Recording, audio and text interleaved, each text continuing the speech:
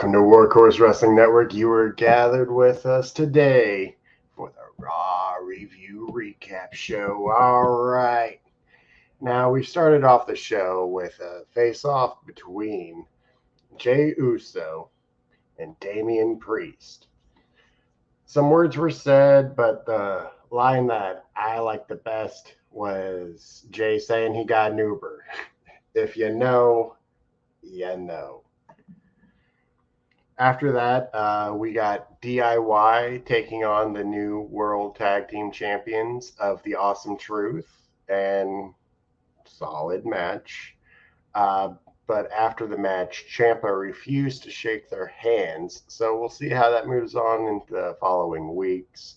Might be leading to a reunion of the Way there, you know. Love seeing the Way back together. I mean, Candace has already been showing her heel side, so, just got to get the rest of them together. We found out that Dominic Mysterio is injured. Priest had some words with JD McDonough, and JD will be in a tag match later in the night. We had the return of Gunther. And that led into a tag team match between the New Day and Imperium.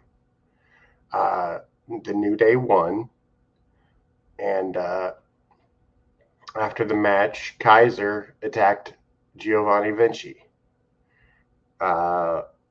So I take that as Vinci being out of Imperium as like logic speaking makes sense for that angle, Sheamus and Drew McIntyre had a promo. Line that stuck to me from that was McIntyre tells Sheamus, since he's been back, instead of it being banger after banger after banger, it's been burger after burger after burger, talking about Sheamus's physique.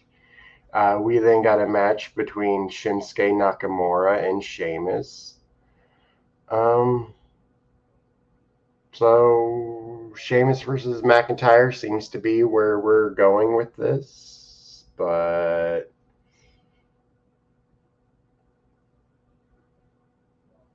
I mean, you never know, but that'd be my guess, logically speaking. Sheamus won with a brogue kick out of nowhere. McIntyre didn't get physically involved, to my recollection. I mean, comment down in the comments if I'm wrong about that, but I don't think McIntyre got involved in the match whatsoever. That, let's see. Next up was Bronson Reed attacking Sami Zayn backstage, which then led into the Chad Gable segment where he was like, Sami was undeserving of that beatdown, unlike last week when Chad Gable gave him a beatdown, that Sami deserved that, and he listed off some points. He then went on to berate the members of Alpha Academy, and he said Otis was the biggest disappointment and made Otis say that he would help him win the Intercontinental title by any means. Which, if you remember, Alpha Academy started off as a heel group, so they're kind of just going back to their roots. I mean, I'm looking forward to it. Then we had a brief moment backstage with Dominic Mysterio and Ricochet, and then a stare down between Dominic Mysterio and Liv Morgan. Up next, we had the match with Santos and JD McDonough, Andrade, and Ricochet. Which Ricochet and Andrade won, and it's, Seems to be some tensions for JD McDonough with the Judgment Day. Priest doesn't seem very happy with him. He ended up getting Priest kicked earlier in the show, and now he lost his match. And without Rhea Ripley around to smooth things over, I don't know how things are going to turn out for him.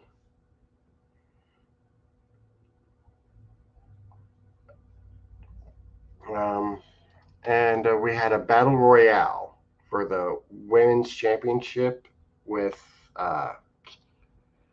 Natalya, Nia Jax, Piper Niven, Shayna Baszler, Zoe Stark, Liv Morgan, Becky Lynch, Piper Niven, Chelsea Green, Indy Hartwell, Candice LeRae, Maxine Dupree, Ivy Nile, Kaden Carter, and Katana Chance. And there were some good spots in this match. Nia Jax was struggling quite a bit to lift Piper Niven up, but eventually she got her and slammed her on the announce table on top of Becky Lynch. Natalya eliminated Chelsea Green, but all the refs were distracted from that, so they didn't see Chelsea Green get eliminated, and they told her to get back in the match. The final three was Nia Jax, Becky Lynch, and Liv Morgan. Nia Jax was eliminated first of those three, and it ended when both women were on the outside of the ropes, and Becky Lynch delivered a manhandle slam to Liv Morgan, with Becky Lynch becoming the new women world champion. And I mean, it was kind of set up because before the match, Becky Lynch was coming out to the ring while there was a brawl going on back, and Becky Lynch took the backstage announcer,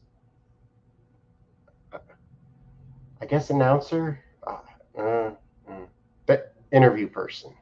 She took their mic, she went around, she started talking. She even went up to Maxine Dupree and was like, "Is this your first shot at the title?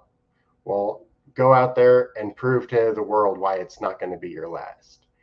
And like Becky Lynch being an inspiration, and she can't turn it off.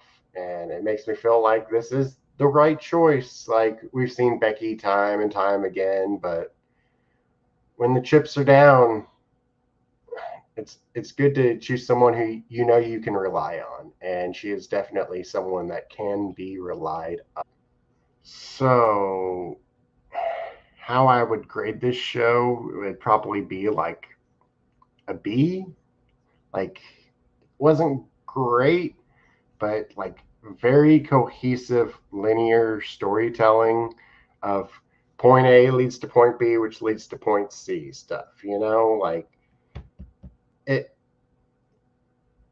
it was a structured story. It didn't feel like you were all over the place. Like very easy to follow along with. Which honestly I'm not used to in wrestling. And if this is the route that WWE is going to take in the future, I'm kind of down for it. Like it feels more like a format of like a TV show. Like, and I can't hate that. Like it makes the show feel more approachable, if you will. Like because like you would get the Sami Zayn getting attacked, followed by Chad Gable going out there and talking, and he had mentioned the attack.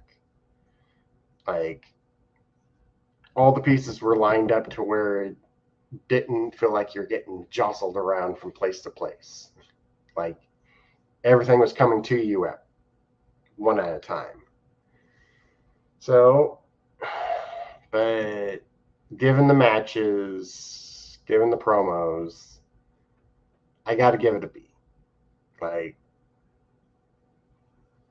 it definitely wasn't a bad show. It was worth watching, but I can't call it great.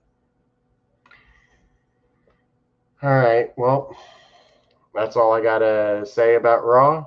Make sure you tune in tonight for the Cookout podcast, where we will be talking about what's cooking up in the world of professional wrestling.